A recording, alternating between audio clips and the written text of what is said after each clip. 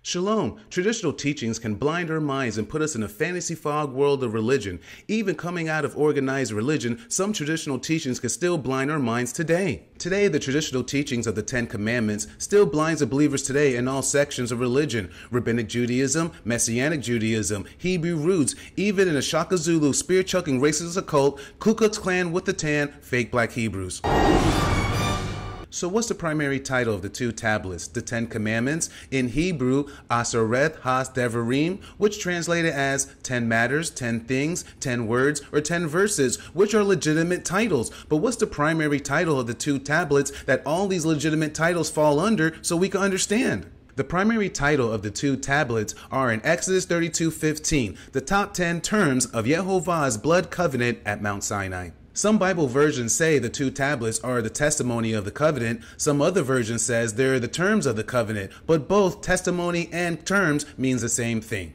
The terms of the covenant was written on the front side and the back side of the two tablets. The first side was the first 4 commandments of how we're supposed to love God, and the other side was the 6 commandments of how we're supposed to love our neighbors as ourselves. The Creator simplified His Torah to the top 10 terms of His blood covenant at Mount Sinai. However, it is the words in the Torah that gives us the details of how we're supposed to live and obey these commandments. The first commandment, have no gods before Him. To get the details of this commandment, we find that in Exodus 20, verse 1 through 3.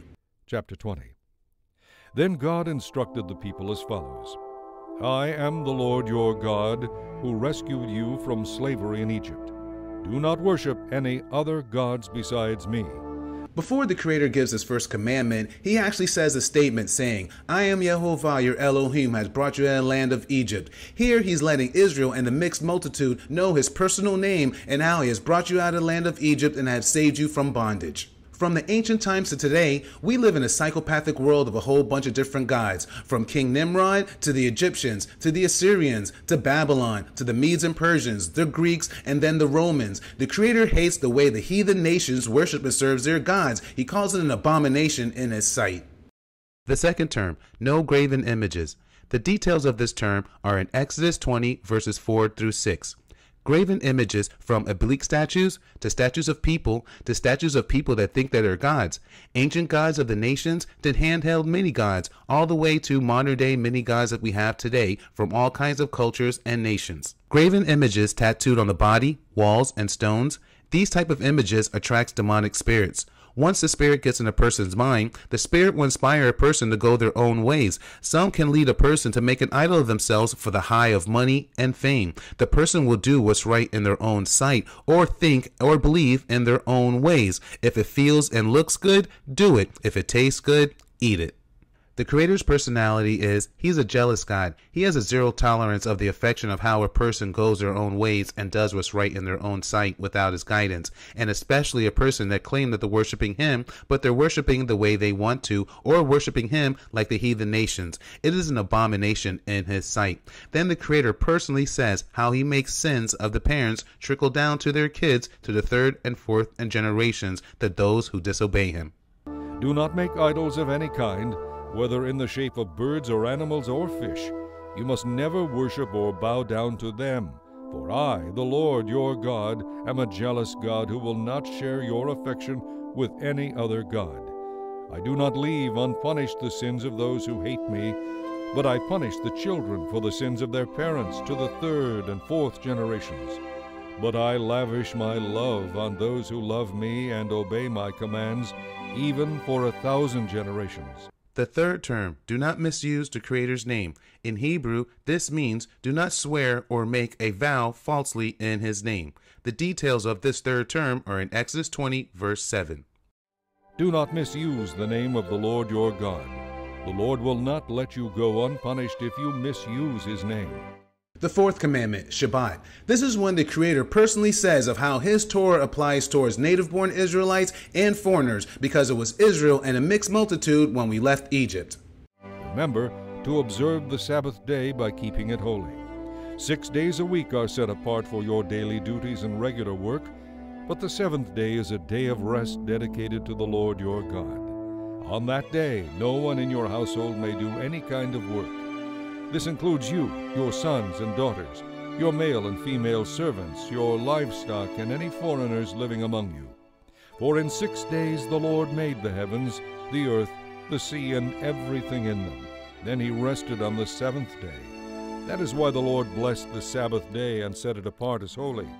Now we know the first 4 terms of the Creator's blood covenant at Mount Sinai of how we're supposed to love and obey the Creator. The next 6 terms of how we're supposed to love our neighbors as ourselves. To get the detail of the next 6 terms of how to love your neighbor as yourself is listed in Exodus 20:12 to Exodus 17.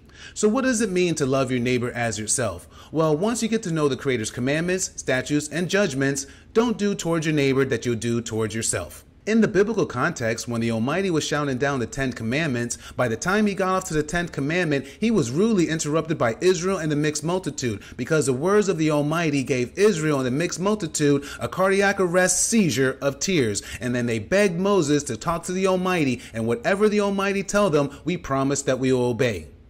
Honor your father and mother. Then you will live a long, full life in the land the Lord your God will give you. Do not murder. Do not commit adultery, do not steal, do not testify falsely against your neighbor, do not covet your neighbor's house, do not covet your neighbor's wife, male or female servant, ox or donkey, or anything else your neighbor owns. When the people heard the thunder and the loud blasts of the horn, and when they saw the lightning and the smoke billowing from the mountain, they stood at a distance, trembling with fear. And they said to Moses, "You tell us what God says, and we will listen, but don't let God speak directly to us. If he does, we will die." "Don't be afraid," Moses said, "for God has come in this way to show you his awesome power. From now on, let your fear of him keep you from sinning." As the people stood in the distance, Moses entered into the deep darkness where God was. And the Lord said to Moses, "Say this to the people of Israel, you are witnesses that I have spoken to you from heaven." From Exodus chapter 19 to 24 is the origins of the Creator's blood covenant. If Israel breaks any of these terms, they are as dead as the animals that Moses put them under. And if the Creator breaks any of these terms, the universe disappears and we will not know the meaning of life. From Exodus 21 to Exodus 23, Moses receives more commandments on the Creator's criminal justice system, fair treatment of slaves and servants, cases of personal injury, lawsuits, and controversies, laws about restitution, protection of property, laws of social responsibility, Sabbath laws, the Creator's 3 annual feasts, and the Creator's angel to lead us into the land. In Exodus 24, Israel hears the terms of the covenant and accepts it twice for truth. Then Moses took the blood of the basins and splattered it all over the people, declaring, "Look, this blood confirms the covenant that the Creator has made with us, giving us these instructions today," meaning SBB, serious biblical business. If Israel breaks any of these commandments, they are as dead as the animals the blood came from. And if the Creator breaks this covenant, the universe disappears and we will not know the meaning of life. Then Moses went back to the mountain to receive more instructions. Chapter 24. When Moses had announced to the people all the teachings and regulations the Lord had given him, they answered in unison, "We will do everything the Lord has told us to do."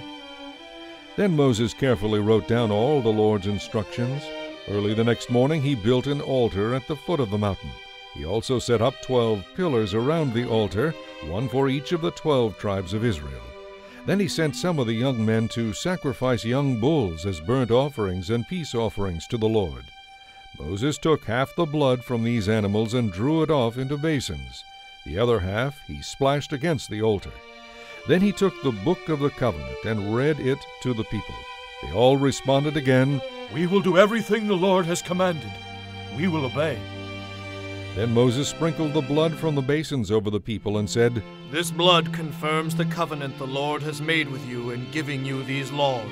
To get the detail of the Creator's Sinai blood covenant from Exodus 19 to Exodus 24 is the rest of the book of Exodus starting from 25 to 40. Then we have the book of Leviticus. Then we have the book of Numbers, which is called the written Torah. Then we have the book of Deuteronomy, which is the oral Torah. Moses is orally giving us a recap of the written Torah for truth. The first 2 tablets was broken because of Israel's rebellion of the golden calf. Then Moses had to go out and carve out 2 more tablets. These tablets represent our stone hearts. The Creator knows that our hearts are hard and evil. That's why the Creator wants His words written on our stone and evil hearts. The 2 tablets of Jehovah, His top 10 terms of His blood covenant, is so valuable that they were placed inside the Ark of the Covenant. The Ark of the Covenant represents the throne of the Almighty. It is the most holiest chair throughout all the planet, and Yeshua is going to sit on that chair. Now that you have a better understanding of the 2 tablets, that they're not the 10 commandments, they are the top 10 terms of the Creator's blood covenant at Mount Sinai 3,500 years ago, the very first Shavuot. However, to get the details of those top 10 terms, you read them diligently in the Torah. But if you're receiving this information, I have to warn you. Yeshua says when more information is given, more is expected from you. Chapter 12. Be dressed for service and well prepared, as though you were waiting for your master to return from the wedding feast. Then you will be ready to open the door and let him in the moment he arrives and knocks. There will be special favor for those who are ready and waiting for his return. I tell you, he himself will seat them, put on an apron, and serve them as they sit and eat. He may come in the middle of the night or just before dawn, but whenever he comes, there will be special favor for his servants who are ready. Know this: a homeowner who knew exactly when a burglar was coming would not permit the house to be broken into. You must be ready all the time, for the Son of Man will come when least expected. Peter asked, Lord, is this illustration just for us or for everyone? and the Lord replied, I'm talking to any faithful, sensible servant to whom the master gives the responsibility of managing his household and feeding his family. If the master returns and finds that the servant has done a good job, there will be a reward. I assure you the master will put that servant in charge of all he owns. But if the servant thinks, my master won't be back for a while, and begins oppressing the other servants, partying and getting drunk, well, the master will return unannounced and unexpected. He will tear the servant apart and banish him with the unfaithful. The servant will be severely punished, for though he knew his duty, he refused to do it. But people who are not aware that they are doing wrong will be punished only lightly. Much is required from those to whom much is given, and much more is required from those to whom much more is given. I have come to bring fire to the earth, and I wish that my task were already completed. There is a terrible baptism ahead of me, and I am under a heavy burden until it is accomplished. Do you think I have come to bring peace to the earth? No, I have come to bring strife and division. From now on, families will be split apart, 3 in favor of me and 2 against, or the other way around. There will be a division between father and son, mother and daughter, mother-in-law and daughter-in-law. The Creator holds Israel's, their priests, and kings to the highest standard of obedience and behavior to the Torah. Remember, if an Israelite sins by lying, God will punish that Israelite for that sin. However, if a priest or king sins that same lie, the priest and king will suffer more divine punishment than the average Israelite. To those who has woken up through the Holy Spirit and now following the Word, and those who are new to Torah, I hope you guys like this episode of the Biblically Corrected 10 Commandments. I sure did. I'm Mike Molinar, and this is Military Torah.